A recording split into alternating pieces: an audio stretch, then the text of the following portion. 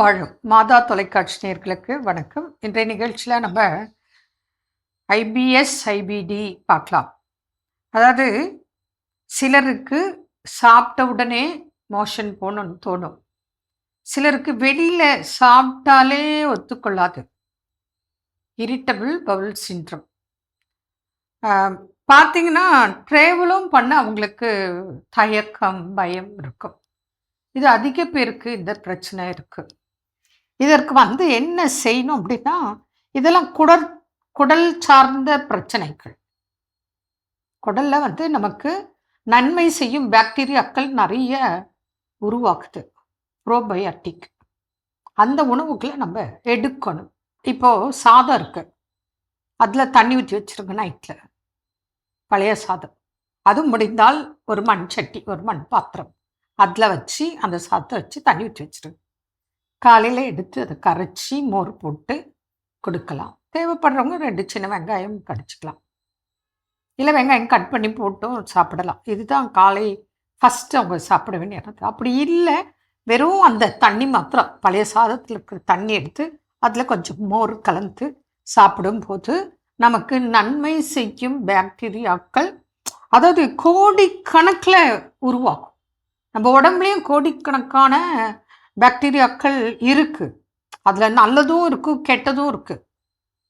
இந்த கெட்டதை நமக்கு பிரச்சனை பண்ணுது. அந்த கெட்டதெல்லாம் வெளியேற்றணும். அப்போது நன்மை செய்யும் பாக்டீரியாக்கள் ப்ரோபயோட்டிக் உள்ள உணவுகளை நம்ம சாப்பிடணும். அப்போது அதுக்கு இது ரொம்ப ப்ளஸ். அதே போல் வில்வ பழம் இருக்கு இல்லையா, அது கூட உங்களுக்கு இந்த மாதிரி சாப்பிட்டோன்னே மோஷன் போகிறவங்க எடுத்துக்கலாம். முக்கியமாக இந்த சாப்பிட்ட உடனே மோஷன் போகிற யாருக்கு தொந்தரவு இருக்கோ அவங்க கரிசலாங்கண்ணி கீரை மாத்திரம் பயன்படுத்தலாம். மற்ற கீரைகள் சாப்பிடக்கூடாது. கீரை சாப்பிட்டா அதனால இன்னும் பிரச்சனைகள் அதிகமாகிறவங்களும் இருக்காங்க. இவங்களுக்கு ஒத்துக்கொள்ளக்கூடிய ஒரே கீரை கரிசலாங்கண்ணி. அது மஞ்சள் அறுவெல்லை எது கிடைக்குதோ அதை கூட சுத்தப்படுத்தி சமைச்சு சாப்பிடுங்க, பச்சையாக சாப்பிட வேண்டாம். அடுத்தது நம்ம பார்த்தோம் அப்படின்னு சொன்னால், இதில் இந்த ஐபிடி வேறு ஐபிஎஸ் வேறு. ஐபிடிங்கிறது ரத்தமாகவும் சீதமாகவும் வரும். இது 20-30 வயது உள்ள பெண்களுக்கு அதிகமாக வரும் ஐபிடி. ஐபிஎஸ் அப்படி இல்லை, எந்த வயதுன்னு இருக்கும், எப்போ வேணாலும் திடீர்னு வரலாம். இந்த பிரச்சனை உள்ளவங்க ஐபிடி இருக்குன்னு வச்சுக்கோங்க, ஐபிஎஸ் இருக்குன்னு வச்சுக்கோங்களேன், உடல் எடை குறையிறதுக்கு காரணம் இருக்கும். ஒருத்தர் மெலிஞ்சிட்டே போகிறாங்க, சொல்ல தயக்கம். குழந்தைங்க கூட சிலர் ஓப்பனாக சொல்லும், பெரியவங்க மேக்சிமம் சொல்ல மாட்டாங்க. நம்மளே பார்த்துக்கலாம் அப்படின்ட்டு போயிட்டு டாக்டர்கிட்ட பார்க்குறது, இல்லைன்னா மெடிக்கல் ஸ்டோரில் போய் மாத்திரை வாங்கி சாப்பிட்றது, இல்லைன்னா சாப்பாட்டில் ஏதாவது அட்ஜஸ்ட் பண்ண முடியுமான்னு பார்க்குறது, இல்லைன்னா ட்ராவலை அவாய்ட் பண்ணிடுறது, இல்லைன்னா சாப்பிட்றதையே கொஞ்சம் தள்ளி போட்டு ஆஃபீஸ்க்கு போயிடலாம், அங்கே போய் கொஞ்சம் சாப்பிட்டுக்கலாம் அப்படின்லாம் இவங்களாம் தோன்றதெல்லாம் செய்வாங்க. ஆனால் இதுக்கெல்லாம் சிகிச்சை முறைகள் இருக்கான்னா இருக்குது. ஆயுர்வேத மருந்து இருக்குது.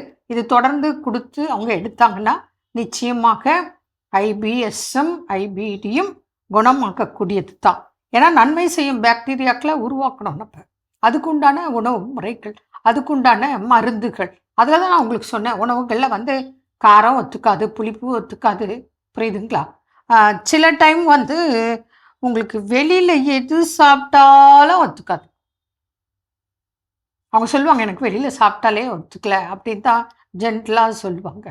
இது பாதிப்பு இருக்குது. எனக்கு தெரிஞ்ச ஒரு குழந்தை, ஒரு 10 வயசு இருக்கும், ஸ்கூலுக்கு போகும்போது எல்லாம் காலையில் பிரச்சனை வந்துடும். அவசர அவசரமாக டாய்லெட் போவார். பல நாள் ஸ்கூலுக்கு போகிற பஸ்ஸு வேனை மிஸ் பண்ணியிருக்காரு.